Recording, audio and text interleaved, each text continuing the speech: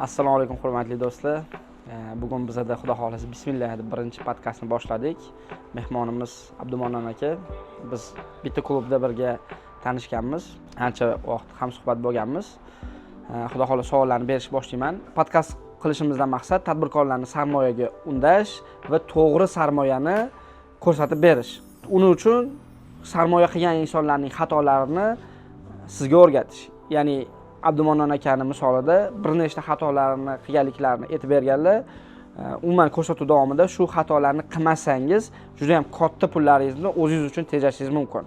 Va ko'pgina kontentga moy haqiqiy hayotda bo'lgan voqealar va bo'lgan amaliy keyslarni bugun Abdumonnon aka misolida o'zlarining hayotida bo'lgan narsalarni aytib olib chiqishga harakat qilamiz. Abdumonnon aka, xush kelibsiz. Endi juda jurnalist emasman. Harakat qilaman. Abdumonnon aka, sizni o'zi umuman tomoshabin yoki tadbirkorlar kim deb tanishlarini istaysiz? Tijoratda 28 yillik tajriba bor.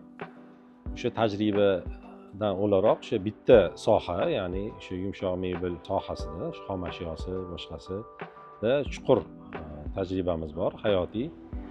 Shuni mutaxassisi sifatida o'zimni ko'rsatish niyatidaman. Men tadbirkor sifatida ba'zi bir tadbirkorlardan eshitaman. Muvaffaqiyatli bo'lgan tadbirkorlar o'zlarining sohalarini topgunlaricha bir nechta sohalarda o'zlarini sinab ko'rishadi. Har xil sohani qilib ko'radi va bitta ishi yaxshi bo'ladi. Yaxshi daromad olib keladi. Sizlar lekin 28 yildan beri shu sohadasiz. Bitta soha boshlaganman shu. Nima uchun shunaqa? Nima uchun boshqalar ko'p sinab ko'rishadi, keyin topishadi? Sizda bittada bo'lganmi? Qanaqa bo'lgan o'zimda? O'zimga yoqqan bo'lsa kerak deb o'ylayman. O'sha boshlaganman. Boshlagandan keyin o'zim yaxshi ko'rib, chuqur hammasini oxirigacha o'rganib, nima qanaqa shunaqa daromad kam bo'lgan paytlarda misol uchun sabr qilgansiz. Shunaqa. Daromaddan voz kechishga ham to'g'ri kelgan. O'sha brend qilganimizdan keyin o'sha arzon mahsulotlardan voz kechganmiz. Ancha-muncha mijozlardan ham voz kechishga to'g'ri kelgan. O'zdan prinsiplar yo'lida, ya'ni o'sha sifat, brend o'shani ostida voz kechishga ham to'g'ri kelgan.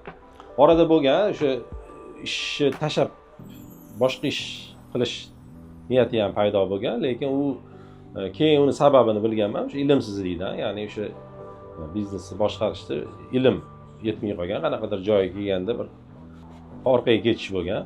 Shunday boshqa ish qilsammikin degan bir xayollar o'tgan. Keyin ilm olib sababini bilganimdan keyin yo'q, o'zim bilgan ishimni qilganim yaxshi. Hamma soha ilmsiz shu holatda ekan degan tushunchaga keldim. Mana hozir aytasiz-ku, sifatsiz mahsulotlardan, arzonchi mahsulotlardan ketdik, brend qildik va faqat yaxshi premium mahsulotlarni olib chiqamiz. O'zi umuman dunyo tajribasida ham ko'p kuzatishim bo'yicha yaxshi premium mahsulotlik brendlar butun dunyo taniydi. Arzonchi yoki boshqa brendlar yo'qib ketadi. Misol uchun Xitoy ham oldin yoshlik paytimizda arzonchi narsalar olib kirardi, lekin hozir ular ham premium sifatga harakat qilyapti. Demak, bu qanaqadir bir qoidamikin yoki qanaqa tushunsa bo'ladi? Nima uchun siz premiumga o'tib ketdingiz? Arzonchi narsalarni tashladingiz. Faqat premium va sifatga urg'u beryapsiz. Brend qilgandan keyin uni brendni o'sha sifat deb tanilishini xohladim. Mahsulotni tavsiya qilish uchun u mahsulot oldin odam o'ziga yoqish kerak, tavsiya qiluvchini. O'ziga yoqmagan mahsulotni qanaqa buni tavsiya sotib bo'lmasligini bilib yetdik-da shu joyda. O'shanga bizlar qanchalik bir foydadan bizlar kechadigan bo'lsak ham bu yo'ldan yurmaymiz dedik. Shu bilan shundoq o'zgartirdik. Premium, o'rta plus va premium bo'yicha keyin ketdik.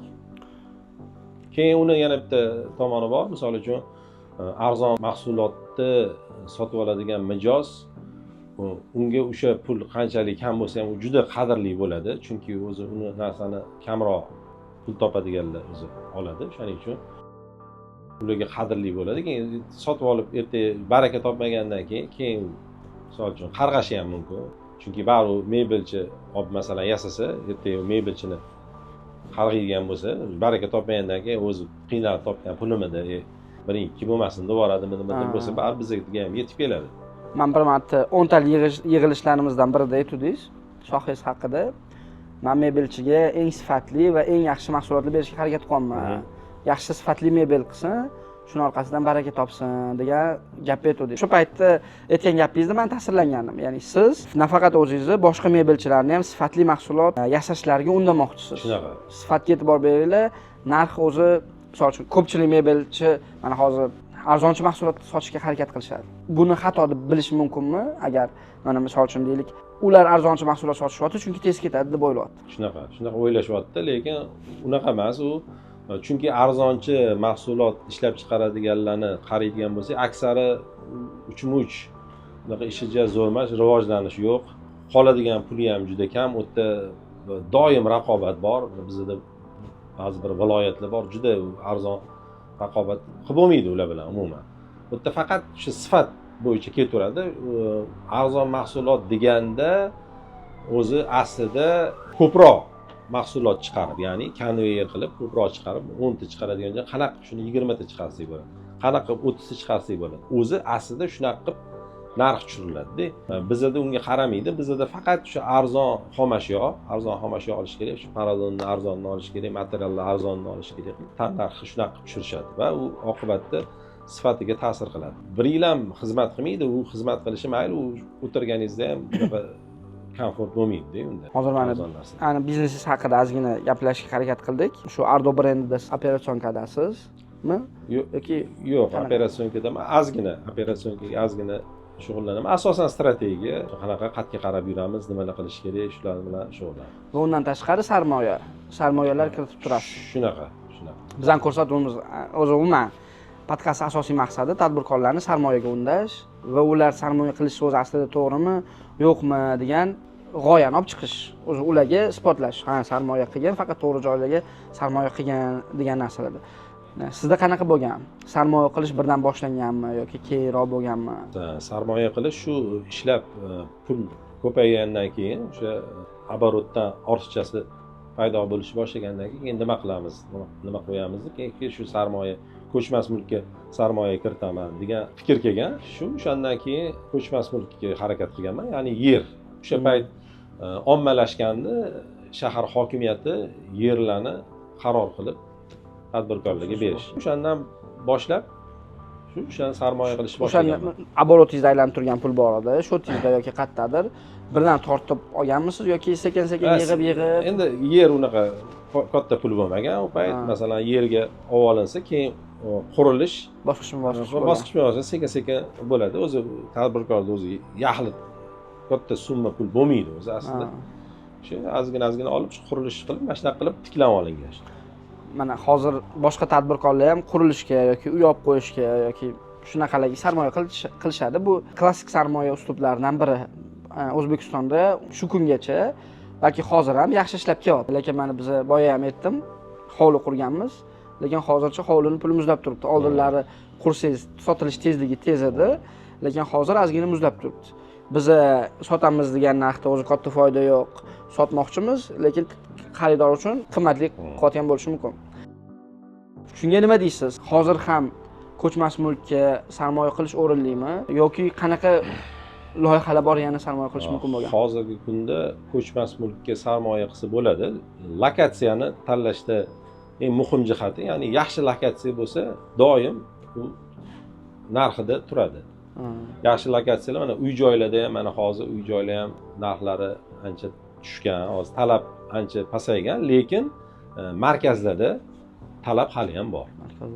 Shuning uchun lokatsiya juda muhim. O'sha yaxshi lokatsiya tanlansa, o'sha noturar qilinadigan bo'lsa, uni kelajagi bor. Chunki bizda o'zi dunyoda umuman bitta narsa borki, u ishlab chiqarilmaydi. Bu ham bo'lsa yer.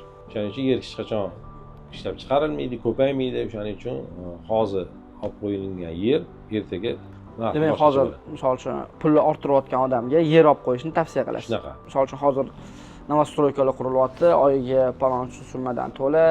Ya'ni ular ham lokatsiyasi har xil, qaysidir chetroqda, qaysidir markazroqda. Ularga nima deysiz? Uyi ham olsa bo'ladi, endi uni ham turarga nisbatan noturar baribir vigidniyroq deb o'ylayman. Chunki uni o'sha ijaraga berganda ham boshqacha, misol uchun turarga nisbatan. Mana sarmoyani alohida sarmoya kiritishga pul yig'ishdan oldin yoki alohida qilishdan oldin tadbirkorning o'zini qanaqadir qilayotgan biznesi bor. va uning rentabelligi sarmoyasidan ko'ra balandroq bo'lishi mumkin. Deylik, o'zini rentabelligi yiliga 60%, lekin u yopib qo'ysa yoki yer olsa, bu uzoq muddatdagi qanaqadir investitsiyaga aylanib qoladi. Yer, misol uchun, hozir bugun olsa, ertaga yoki bir haftadan keyin foydasi bilan sotish qiyin. Deylik 5 yil yoki 10 yildan keyin aniq foydasi bo'lishi mumkinligi. Shunda nima deysiz? Misol uchun, men agar ortiqcha pul yig'ayotgan bo'lsam va rentabellik o'zimning biznesimda yaxshi bo'lsa, o'zim biznesimga investitsiya qilganim yaxshimi yoki yer olganim yaxshimi? Yo'q, endi o'zingizniki rentabellik bo'lsa, uni qaraysiz-da, baribir. Rentabellik bo'ladigan bo'lsa, o'zingizga sarmoya quraverasiz. Endi bu qanaqa holatda men maslahat beradiganim, ishlab turgan ishimizdan ortadigan bo'ladi, ortiqchasi.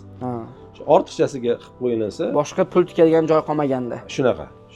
Boshqa pul tikadigan joy, bundan vigidniy bo'lgan joy qolmaganda, o'shanda qilinsa, u birinchidan ham ijara olib keladi, ham o'zini ham narxi yilma-yil oshib boradi. O'shani hisobiga keyin kelajakda bir qanaqadir xavfsiz yostiqcha ham bo'ladi. Ya'ni bu endi ishlar, bizneslar hozir ko'ryapmiz, kundan kunga qiyinlashib ketyapti, raqobat kuchayib ketyapti. O'sha holatda ishlamasdan turib qanaqadir bizani oylik anaqalarimiz kelib turadigan qilib qo'ysa bo'ladi. O'zi hayotingiz davomida qanaqadir sherikchilik yoki qanaqadir kimgadir pul berdingiz, sarmoya kiritmoqchi bo'ldingiz, qildik, o'xshamadi. Shunaqa holatlar bo'lganmi? Unaqa holatda juda ko'p bo'lgan va ko'pi yomon natija bilan bo'lgan. Va undan ham o'sha o'zimiz uchun yaxshi xulosa qilib olingan. Hozirgi kunda unaqa masalalarni umuman ko'rib chiqilmaydi. Sherikchilik qilmaysiz? Yo'q, sherikchilik masalasini ko'rib chiqilmaydi. Men bunaqa o'ylar ekanman. Kimdir bilan nimadir masalani sherikchilik qilmoqchi bo'lsa, men har doim ochiq bo'laman-da, kelisha olamiz. Menda sheriklar oldin ham bo'lgan, o'xshagan proyektlar ham bo'lgan, o'xshamaganlar ham bo'lgan. Siz hozir qat'iyan aytasiz, bo'ldi, sherikchilik qilmayman deb. Nimadir anaqa bo'lganmi? Xo'p, bittasini, bundan bittasi, demak, mebel ishlab chiqarish bo'yicha bir yaqin taklif bilan kelgan. Sizni yaqin odamingiz. Meni oldi berdi qilmaganman, inson sifatida yaxshi taniyman. Iymon, e'tiqodli inson. Keyin shunaqa mebel chiqaramiz degan, detskiy mebel chiqaramiz, mana shu yaxshi bo'lyapti degan. Men ishonganman, unaqasiga, gaplariga ishonganman. Bo'ldi deganman, mayli, yaxshi bo'layotgan, sen taniyman, senga ishonaman deganman. Anaqa payt bo'lgan. Covid payt, hamma yoq yopiq paytga to'g'ri kelib qolgan. Shunda bir 3 xonali uyim bor edi. 3 xonali uyimni sotib tikkanman. 40 ming tikkanman. 40 ming tikkanman. Keyin meni xatoyim, birinchi xatoyim u kim bilan oldi berdi qilgan bo'lsa surishtirmaganman. Vaholanki o'sha birga ishlaydigan insonni tanirdim men. Endi men shunchalik ishonganimdan uni surishtirmaganman, bu qanaqa oldi berdi surishtirsam o'zi ma'lum bo'lardi. Surishtirmaganman. Keyin pul bergandan keyin ham nima bo'lyapti deb surishtirmaganman. Tashlab qo'yganman. Endi Covid u bo'lyapti, bu bo'lyapti deb. Keyin u pulga o'sha оборудованиеlar olishgan. Оборудование olib, uni ham pullardan chala berishgan bo'lgan, pullar. Keyin bir qanchadir vaqt o'tgandan keyin borganman. O'sha ishlab chiqarish joyiga borib, qani nima bo'lyapti? Mahsulot chiqmagan. Keyin aytganman, bo'ldi deganman, endi har dushanba borib men отчет olaman deganman. Nima ish qildinglar? Ana o'shandan keyin chiqib kelgan pul qatlagadir yo'q, ishlatilib ketgan. Keyin bilsak o'sha o'zi birga ish qilganlar ham yaxshi gaplar gapirmagan, yaxshi feedbacklar berishmagan. Keyin o'sha yerda xatoyim bilganman va o'sha joyda yana endi ilm ham yetishmagan. Shunaqa qilish kerak bo'lgan. Agar mabodo shunaqa qilinadigan bo'lsa ham, uni sotib olmasdan turib, ijaraga qanaqadir bitta sexga olib turib, mana senga sex, ijara mana qil deb turib, misol uchun, o'sha 1 oy yoki 2 oy ishlanganda shunaqa katta pulga tushilmasadi. Xatodan keyin kelib chiqdi shu fikr. Shu hamma nimadir qilinadigan bo'lsa ham, o'sha boshida uni tatib ko'rish kerak deydi-yu. MVP. Shunaqa tatib ko'rib, keyin bo'ladigan bo'lsa, keyin qiladi. O'zi mebelchilar, o'sha mebel boshlayotgan mebelchilardan ko'p qilinadigan xato o'sha boshidan sex oladi, uskunalar oladi. O'zini puliga. O'zini puliga juda katta xato u ham, uni qilib ko'rmasdan turib. Keyin hozir olingan uskuna hozir 10 mingga olsa ertaga sotaman desa u 7 ming, bir yildan keyin u 5 ming misol uchun. Mana shunaqa holatda juda ko'p. Ular bilan nima bo'lib tugadi? Shu bilan mahsulot ishlab chiqarildimi, chiqarilmadimi? Shu bilan yo'q hisob mahsulot 3 ta komplektgina mahsulot ishlab chiqarildi. Keyin puli yo'q, shu bilan bo'ldi qilib beraman deyildi. Qarzman qilib beraman. Qarzman qilib beraman deyildi. 40 mingdan 8 mingni qaytdi. Shu bilan bo'ldi. Qolgani qolib ketdi. Bunaqa bunga o'xshash holat ko'p bo'lgan, o'shanga bunaqa narsadan kres qo'yganmiz. Shunaqa holatlar bo'lganmi hayotingizda? Nimadir qildingiz? Zo'r o'xshadi. Va uni mana shunaqa qilinsa zo'r o'xshaydi deb tavsiya qila olasiz. Deylik sarmoyada yoki o'zingizni ishxonangizdagi bironta loyihada. O'sha ko'chmas mulkda yo'l yuzidan uylar olingan holatlari bo'lgan. O'sha o'zi qanaqadir davr bo'ldi. O'shanda shu 2 yil ichida 3x ga o'sish holatlari bo'ldi. Rossiya anaqa kelganda emasmi? Yo'q, undan oldin bu taxminan 2020-yilda. Shu 2020-yilda birdan o'sha yo'llarning yuzi rivojlanishni boshladi. Shunda ilgari masalan yoshligimizni oladigan bo'lsak, o'zi yo'l yuzi arzonroq yurgan. Ko'chalar ichidan, sababi endi bolalarning o'ynashi, shovqin, o'shalar hisobiga o'zi aslida past yurgan ilgari. Endi hozirgi kunda kamida 2x hozir baland yuribdi. Bir xil joylar 3 barobar ham. O'sha momentda ushlab qoldik. O'sha joyda xuddi o'sha mebelga domimni sotib tikkan joyimda u misol uchun yo'q bo'lib ketyapti. Keyin xuddi o'sha joyda yana boshqa o'sha ko'chmas mulkka tikyapman, u 3x ga o'sib beryapti. U sotdi. Bunaqa. Keyin men o'zi o'sha ham mebel bilan gaplashib yurganda shu aytganman, "Ey, sen o'sha davrda men tikdim, men pulim buncha bo'ldi, u qanaqa bu? Hali ham unaqa" deb o'shanda rosa jahlim chiqmaydi. Anaqa qiling, buni foydasi yo'q. Men yana bitta xulosa olamanki, qaysidir proyektga sarmoya qilsangiz, undan har doim qanchadir vaqtda xabar olib turishingiz kerak, sarmoya qilgan paytingizdan boshlab. Sarmoya qilishdan oldin u oldi-berdi qilgan odamni topib, surishtirib, uni holatni bilish kerak. Qanchalik u intizomli bu bo'yicha. Keyin xabar olib turish kerak. Shunaqa tez har hafta. Yana shunaqa proyektlar bo'lganmi? Bitta bolani ko'ryapsiz, yaxshi intizomli bola, ishonsa bo'ladi, qo'lidan ish kelyapti, o'zingiz aytib, senga sarmoya kiritsam nima deysan, qanaqadir kelishib ishlasak bo'ladimi deb degan paytlaringiz bo'lganmi hech? Yo'q, unaqa holat bo'lmagan. O'zim unaqa taklif bilan chiqmaganman. Shu faqat menga chiqishgan holatligi bo'lgan. Siz sarmoya shunaqa. O'zingizga misol uchun sarmoya kiritsam nima deysan degan holatlar ham bo'lmagan. Endi unaqa ortiqcha kimgadir hisob berish, o'zi hisob-kitob yo'q bo'lgani uchun kassani kimgadir berish holati ozgina shikilanish bo'lgan o'sha bo'yicha. Chunki u yerda hisob bo'lmagandan keyin u yerda 200-300 olib qo'ysa ham u bilinmagan holat bo'lgan. O'shaning uchun shu o'zim jarayonda qolib ketganman. O'sha A tochkadan B tochkaga qanaqadir kelib, u yog'iga hozir ilm yetishmagan. Budjetingiz bo'lsa, nimaga sarmoya kiritgan bo'lardingiz? Tushundim, biznesga emas. Budjet bo'lsa shu ko'chmas mulkda. Faqat ko'chmas mulk. Ko'chmas mulkka yaxshi tomoni u ishonchli. O'sha nomingizda turadi. Deylik Amerikalarda aksiyalar bor. Ko'pchilik ular aksiyaga investitsiya qilishadi. Ozgina vaqtda ularning narxi o'sadi. Xo'p, aksiya biznesiga ham investitsiya qilganman. U ham menga katta minus bo'lgan. Katta dars bo'lgan, katta minus bo'lgan. Chunki men 50 ming sarmoya kiritib qo'yganman. Bittada 50 ming sarmoya. U tanish odam bo'lgan, yaqin tanish bo'lgan. Ishonganman. Endi ilmim ham bo'lmagan u haqda, shu aksiyalar, shu proyektlar haqida. Mana shu joyda yana bitta narsa tushunib qoldim. Men investitsiya qilayotganda ilm bo'lmasa, o'sha investitsiya qilayotgan proyektga nisbatan ilm bo'lmasa, tushib qolish ehtimoli katta bo'lishi mumkin deb o'rganganman. O'zi umuman aksiyada mana masalan men 50 ming bitta proyektga tikib qo'ygan bo'lsam, o'zi aslida uni mayda qilib, misol uchun 2000dan 25 ta proyektga tikadigan bo'lsangiz, shunda u 10 tadan bittasi o'xshab qoladi. Men endi uni riskini bunchalik bilmaganman va unga taklif berganga ishonganman, chunki bu aytgan masalan mana shunaqa xatolar qilganmiz, biz xato qilib ikkita xato qilib pishiganmiz biz. O'xshaydi. Ishoning menga o'xshaydi degan. Mayli ke deb misol uchun o'sha paytda tikib olganman. U aslida unaqa proyektga unaqa katta pul tikilmas ekan. Uni keyin bildim. Uni keyin bir orada 2000 bir proyektga tikdik, endi uni kutyapmiz hozir. Milliard bilan. Milliard bilan shunaqa. O'zi o'syaptimi, uni bilsa bo'ladimi? O'sish bor, o'syapti.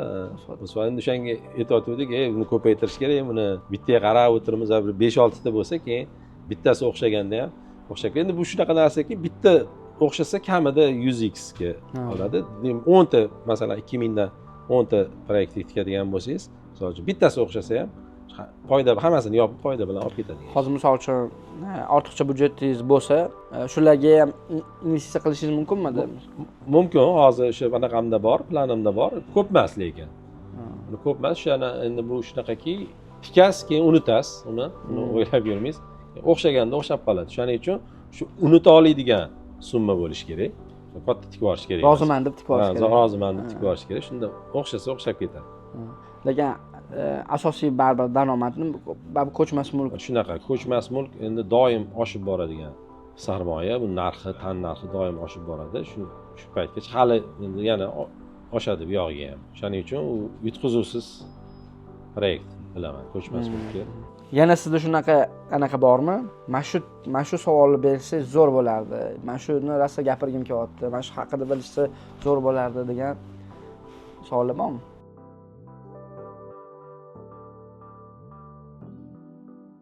Abdumonon aka, hozir yo'dagi joyingizni ko'rdik.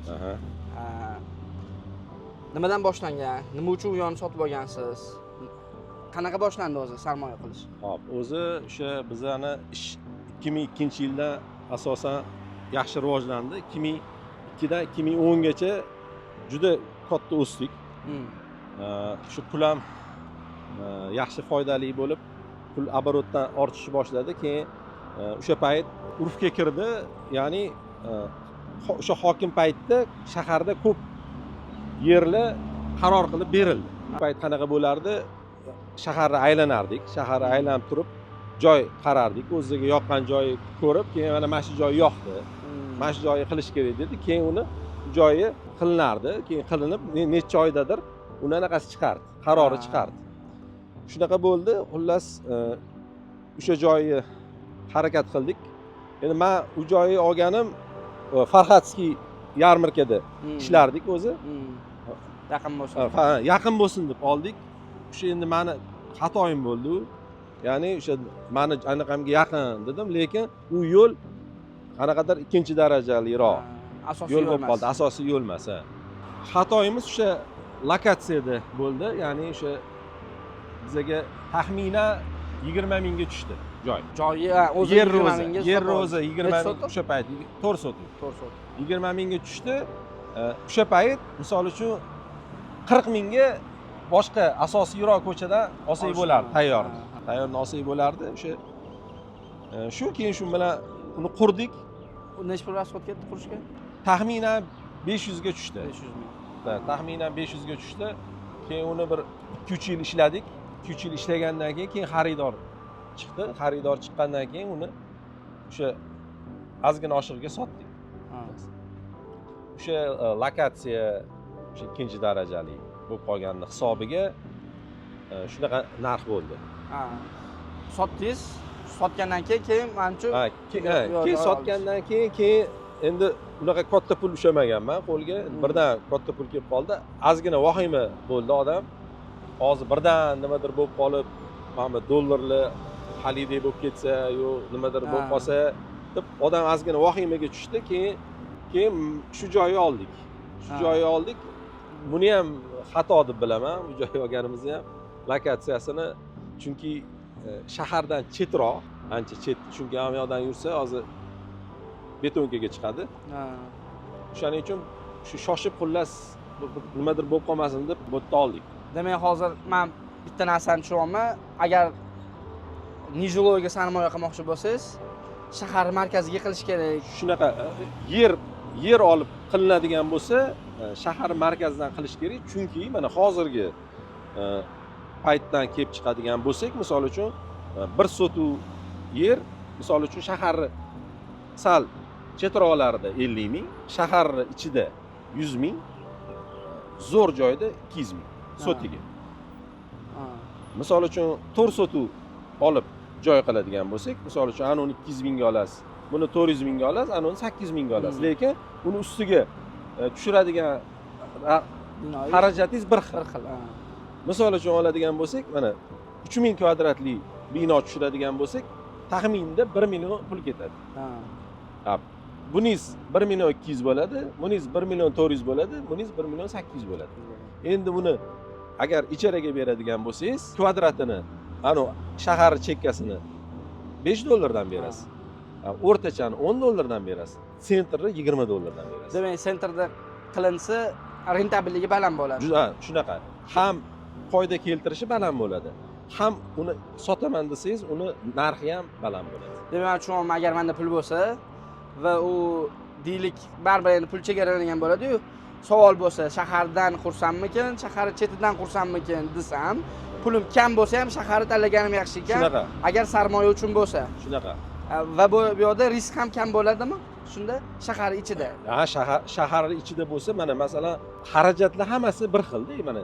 Qurilish uchun xarajat bir xil. Qurilish xarajat ustida misol uchun shahar chetida arzonroq ishlayman, sentrda qimmatroq ishlayman demaydi. Yoki qurilish materiallari ham bir xil-da, o'sha siymon ketadi, o'sha boshqa narsa ketadi. Keyin bitgandan keyin ham keyingi xarajatlar, ya'ni yer solig'i, mulk solig'i, u ham bir xil. Shahar. Zo'r. Bu binoni ayta olasizmi o'zi? Qanaqa nech pul bo'ldi yoki qanaqadir hozir nech pul arendaga berasiz? Bu bino 300 mingga yaqin tushgan. 300 mingga yaqin tushgan. Tayyor olgansiz. Tayyor olganman buni. Tayyor olganman. Nega bir marta qurib qo'ydingiz-ku, nimaga buni qurmadingiz yana? Yo'q, o'sha aytmoqman, o'sha pul kelib qoldi. Men anaqa nimadir olib qo'yishim kerak deb. Olib qo'yishim kerak, ishlayotgan do'konimizda faoliyat ham qilardik u yerda ichida. Faoliyat qilishimiz kerak deb birdan shoshib, ishonasizmi, men ichiga ham kirmasdan olganman.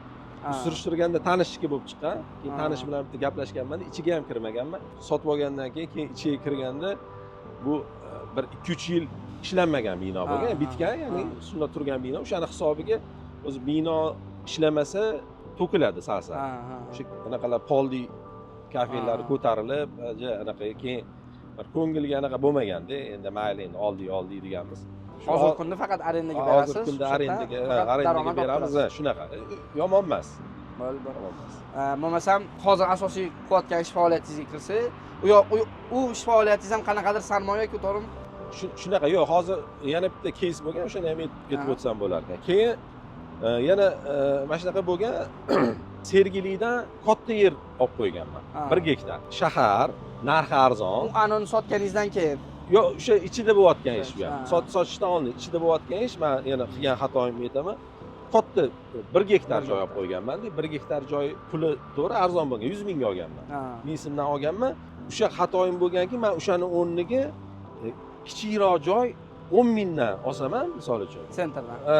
10 mingdan olsaman, shu 4-5 sotlik joy olib qurishim kerak bo'lganda, men uni 1 gektar joy olib qo'yganman. U chetroq bo'lgan, ya'ni kelajagi bor joy bo'lganda o'zi. Unga misol uchun qurilishga katta pul ketadi. Keyin uni hozir quradigan bo'lsangiz, chunki hali bor, kelajagi bor joy. O'sha ham xatoim bo'lgan, meni o'sha ham ozgina pul ushlagan o'sha. U ham o'sha momentda bo'layotgan ish, shu ana joy bilan bir xil. Uni keyin yana foydasiga sotdingizmi baribir? Xo'p, uni 1 gektarni. 1 gektarni tarixi mana bunaqa bo'ldi. Masalan, uni ham o'sha 2008 atrofida olgan edim uni. U ancha ozgina qurilmasi bor edi. Shu ancha yil turdi. Sal ishlatdik, o'zini o'zi qoplab keldi. Keyin u rivojlanib ketdi birdan. O'zi yo'l tushish kerak bo'lganda o'tga. Yo'l tushish kerak bo'lgan, birdan rivojlanib ketdi-ki, endi rivojlandi. Endi uni nimadir qilamiz desak, Sergeli hokimiyati ozgina qurrom ish bo'ldi u yerda. O'sha bizani joyi, xullas, boshqa odamga bular berib yuborishgan. Biz endi o'sha nimadir quramiz, chunki endi rivojlanyapti degan. Metro tushdi-da u yerdan. Boshqa odamga investitsiyaga berib yuborishgan, keyin sudlashdik 2 yil. 2 yil sudlashib, keyin bizga pulini to'lab berishdi ular. Hop. 2 yil sudlashganimizni hisobiga pulini to'lab berayotganda 3 baravar narx oshib ketib bo'lgandi. Ha, u yo'q. Lekin sizga 100 ming to'lab berishgan ma'lum. Yo'q, 100 ming emas, o'tga sarmoyalar qildik, anaqa qildik, ko'proq to'lab berishdi, lekin baribir unaqa Boshqa odamga sotgan bo'lganingizda ko'proq shunaqa. Keyin yana bitta narsa sezonmi? Xato ham baribir nisbiy deb tushundimda. Misol uchun shahardan yer olganingizga nisbatan xato. Lekin misol uchun shunaqa savol bermoqchi edim. Pul topsangiz, pulingiz bor. Nega bir balki qanaqadir qimmat mashina yoki qimmat uchastkaga sarmoya qilmadingiz-ku? Balki misol qimmat mashinaga sarmoya qilganingizda bundan-da xato bo'lishi mumkinmidi? Yoki o'zi umuman savol shuki, men pul orttirdingiz, nima uchun birdaniga yana sarmoya qilib qo'yasiz, pul ishlasin deb. Ha, pul shunaqa, o'zi o'sha uyi ham, shu mashinani ham o'zi ancha keyin oldim. Boshida o'sha sarmoyani ko'paytirib olib. Nimaga shunaqa bo'ldi? Misol uchun menda birinchi pul topganimda sirasi zo'r mashina olganman. Ha, uni ko'pchilik qiladigan xatoda. Sizda nimaga shu xato bo'lmadi? Menda qanaqadir qarashlaringiz bormidi shunga nisbatan? Endi qarashlarim yo'q, shunaqa. Misol uchun uy oladigan bo'lsak, uy misol uchun 300 mingami, 400 mingami tushar, u shundoq muzlaydi bo'ldi. Ziyon-da bundoq olib qaraganda. O'zi bundoq ko'p chet elga ham qaraydigan bo'lsak, biz ko'pchilikning uyi ham yo'q aslida. Endi oldin qanaqadir summani, оборотini yo'lga qo'yib olib, keyin bo'ladigan ish. Bizda ko'pchilik xato qiladigan ish, masalan, chet elga borib ishlab kelishadi deb, borib Amerikaga borib, necha yilda ishlab kelib, 200 ming, 300 ming ko'tarib kelib, tap etib uy quradi, bo'ldi, keyin kira qiladi. Noto'g'ri-da. Mana shu narsaga misol uchun qachondir shuni tushunib yetdingiz-ku. Misol uchun men pulni sarmoya qilishni xato qilganimdan keyin tushundim. Ya'ni ishlab topgan pulimga mashina oldim, qarasam pulim qolmadi. Lekin mashinada yuribman. Hammani shu mashinaga nisbatan nafs deymizmi? Sizga ustozingiz aytdimi yoki qanaqadir bunga ruhiy tarbiyani ahamiyati kuchliroqmi? Sabrmi? Men ham misol uchun aytmoqchimanki, men ham tushunganman. Men shunga mashina olmasdan aylantirib yursam ko'payishini bilardim, lekin qanaqadir mashinaga nisbatan nafs kuchli qilib mashina olib qo'yganman. Kimdir uyga nisbatan nafs kuchli qilib uy olib qo'yadi. Shularga nima deb ana qilsa bo'ladi? Endi buni bilmayman, qanaqadir ustoz bo'lmagan. Endi o'zi otam ham savdo xodimi bo'lganlar, ularning otalari ham savdo xodimi bo'lgan. Balkim o'sha qanaqadir qonda bordir. Balkim o'sha payt o'sha ishlanganda o'sha pul ko'paygan, yaxshi ko'payganda endi baribir ortiqcha bo'ladi-da, baribir оборот ortiqcha bo'lganda nima qilish kerak? Joy. O'sha payt shu joylar birdan nima qilayotgan paytida, shu joylar berilayotgan payt, shahar rivojlanayotgan payt, balki joy ola qolamiz deb, keyin shu bilan nima qilganman-da, boshlab ketganman. Keyin shu mana shunaqa ekan, buni shunaqa qilinadigan bo'lsa ham mabodo buni bitta qilish kerak. Ya'ni bir xillik ko'pchilik xato qilib birdan ikkita, uchta. Menda ham o'sha ikkita bo'lib qolgandek joy. Ha. Tushunasizmi? Ikkita joy birdan bo'lib qolgan, qiynalasiz. Bitta qilsangiz, misol uchun bitta joyda ishlayaptimi, bitta joy qildingizmi, bittami? Bu ham foyda keltiradi-yu. Keyin qo'shiladi-da, keyin bu bitgandan keyin keyingi joyi qilsangiz, bir-biri bilan qarashib qiynalmasdan ketadi. Bizda ko'pchilikni ko'ramiz, birdan 3-4 ta joyi boshlab yuboradi, keyin qiynaladi-da. Unda bitmay yotadi hammasi chalaba, hammasida misol uchun pul yotadi. Undan ko'ra bitirsa-ku, bu pulga u ham pul beradi-da. U ham pul bergandan keyin qo'shilishib bitta qilib oson ketadi, shunaqa ketadigan bo'lsa. Har doim tadbirkorlar biznesidagi оборотini oshirishga, o'ziga urishga harakat qilishadi. Оборот oshgani sari foyda ko'payadi deb o'ylaydi va foyda ko'payayotgani misol uchun raqamlarda ko'rib turish mumkin. Lekin siz aytdingizki, har doim oyni qaysidir qismida ayovsiz pul tortib olish kerak dedingiz. Shunaqa. Shu haqida ozgina aytib bersangiz va qachon bu qarorga keldingiz? Nima sabab bo'ldi? Tadbirkorda o'zi hech qachon uyda pul turmaydi. Chunki hammasi оборотda bo'ladi. Ortiqcha pul turmaydi. Uni qancha bo'lgan sari u kamlik qilaveradi, kirib ketaveradi. Buning uchun o'shani qanaqadir bitta muddat qilib, oy bitta kunini qilib, shunday hech narsaga qaramasdan turib olish kerak misol uchun. Biznes qiynalib qolsa ham, biznes qiynalib qolsa ham bo'ldi, mana birinchi keldimi, bo'ldi, men olib qo'yish kerakman deb, misol uchun 10 mingmi olib qo'ysa, keyin u olib yig'ilgandan keyin uni qanaqadir ko'chmas mulkka yo'naltirsa bo'ladi. Menga bitta tanishim ustoz odamlardan biri aytdiki, biznesingizga pul tikmang, pulingizni asosan investitsiyaga tiking. Ya'ni kimnidir biznesi uchun siz pul tiking. investitsiya bo'ladi, deylik ko'chmas mulk ham kimnidir ishi, pul tiksiz o'ta ko'payadi. Lekin sizni o'zingizni biznesingizgacha deganda, sizni biznesingizga kimdir pul tiksa, shu nazariyaga qanaqa qaraysiz? Agar sizni biznesingizga kimdir pul tiksa, hisob-kitoblari, boshqa jarayonlarga qattiqroq kiritishga harakat qilasiz. Shunaqa bizada ko'pchilik tadbirkorlar to'g'ri yo'l qilmaydi ishni. Ya'ni misol uchun o'zini binosida faoliyat qiladida, bino uchun ijara puli ajratmaydi. Vaholanki u binoda qanaqadir pul muzlab turibdi-da. Ajratmaydi-da. O'zimniki-ku deydi, misol uchun. Noto'g'ri u ham. Balkim u ziyonda ishlayotgan bo'lishi mumkin-da. Misol uchun aylantirayotgan pulini, misol uchun olib turib qayergadir yo'naltirsa, u nech pulda pul olib keladi. Binoni arendaga bersa, ijaraga bersa, u ham pul olib keladi. O'shani qo'shish kerak-da. Masalan, 10 ming ishlab yuribdimi, 10 mingni ishlamasdan ham topishi mumkin-da. Demak, unda o'ldi. Binoni misol uchun ijaraga berdi. 5 ming misol uchun ijara kelyapti. Puli bor edi, pulini shirinchiligiga berdi. Bu ham 5 ming olib 10 ming topyaptimi? Agar u hozirgi holatida 10 ming topyotgan bo'lsa, u o'ldi. Bekorga umri ketyapti. Shu narsani ko'pchilik hisoblamaydi bizda. Negadir?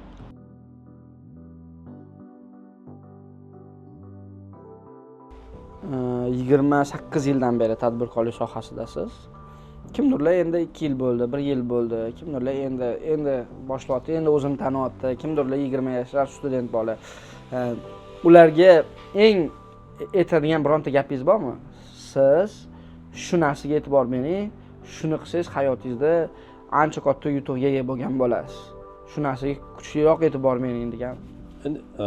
Hamma narsaga ilm bilan yondashish kerak. Hozirgi kunda mana masalan, misolda mebelda oladigan bo'lsak, mebel ishini boshlaydiganlarni qiladigan xatosi sex oladi, uskunalar oladi, shundan boshlaydi. Ana bu katta xato. Men nima tavsiya berardim? Mebelni boshlaydigan odamlarga birinchi ilm, ya'ni o'rganib, o'shani hammasini o'rganish, ikir-chikirgacha. Qatdan ishlab ko'rsin. Mebelni ishlab ko'rsa ham bo'ladi yoki o'sha YouTube'larda o'sha qilsa ham bo'ladi, kitoblar bor, hammasini o'qib, mebel haqida tushuncha bilib olib, misol uchun bilib olgandan keyin shogird tushadimi yo boshqa, keyin bitta brend qiladi, ya'ni boshida endi brend bo'lmaydi, logo bo'ladi. Bitta brend qiladi, keyin bitta showroom. Bu ishlab chiqarish umuman kerak emas. Hozirgi kunda xizmat ko'rsatish, usluga joylari juda ko'p. Nimaga uslugani afzalligi? Uslugada eng yuqori texnologiyali оборудованиялар ishlatadi ular. Qimmat. Chunki o'zi oladigan bo'lsa, uni оборудование ola olmaydi, u sifatiga ta'sir qiladi. O'shaning uchun nima qiladi? O'sha zakaz showroom nimaga kerak? Showroom endi mijoz kelganda qanaqadir ishonch bo'ladi baribir. Ko'zi bilan ko'rsatdi. Ko'rgandan keyin bo'ldi, zakaz oldimi? Bo'ldi, uslugiga boradi, qildiradi, shu tariqalarni bersa, usluga qilib beradi. Sborshik gaplashadi, sborshikka ham gaplashib yig'ib kelaveradi. Va eng anaqa plyus tomoni yana o'sha mahsulotni mijozga yetkazganda shunaqa mahsulot, shunaqa servis qilsinki, u boshqasiga tavsiya qiladigan darajada bo'lishi kerak. Qachonki o'sha boshqasiga tavsiya qiladigan darajada bo'lsa, ana unda uni ishi yuradi. O'sha 1 yil ishlagan mobaynida bir taxminiy, misol uchun bir haftada bitta mijozni masalan xizmat ko'rsatadigan bo'lsa ham 1 yilda 50 ta qilsa, o'sha tavsiyani hisobiga u kelajakda yurib ketadi. O'sha tavsiya, boshqasiga tavsiya beradigan darajada mahsulot va xizmat ko'rsatish kerak bo'ladi. Hop, aka, suhbatimiz ancha maroqli va mazmunli bo'ldi deb o'ylayman. Ko'pchilik aynan mebel sohasida, men o'zim ham o'sha qilgan xatolarni, ko'p narsalarni o'rganib oldim. Boshqa ko'rayotgan odamlar ham ko'p ilmlar olishdi deb o'ylayman. Ayniqsa haqiqiy hayotda qo'llangan, boshdan o'tkazgan ilmlar. Shunaqa. Sizga rahmat. Bizning o'zi umumiy maqsadimiz qanaqadir daromad, boshida ham o'zaro ko'rishganda aytdim. Nimadir buni orqasida nimadir sotish yoki kimnidir sarmoya qilishga undash va men proyektga sarmoya qilgan deyish emas. Shu hobbi va sizga o'xshagan tajribali tadbirkorlardan borib nimalarnidir o'rganish va o'rganish jarayonida uni boshqalar bilan ham ulashish. Vaqtingizni ayamaganingiz uchun rahmat. Rahmat sizga ham.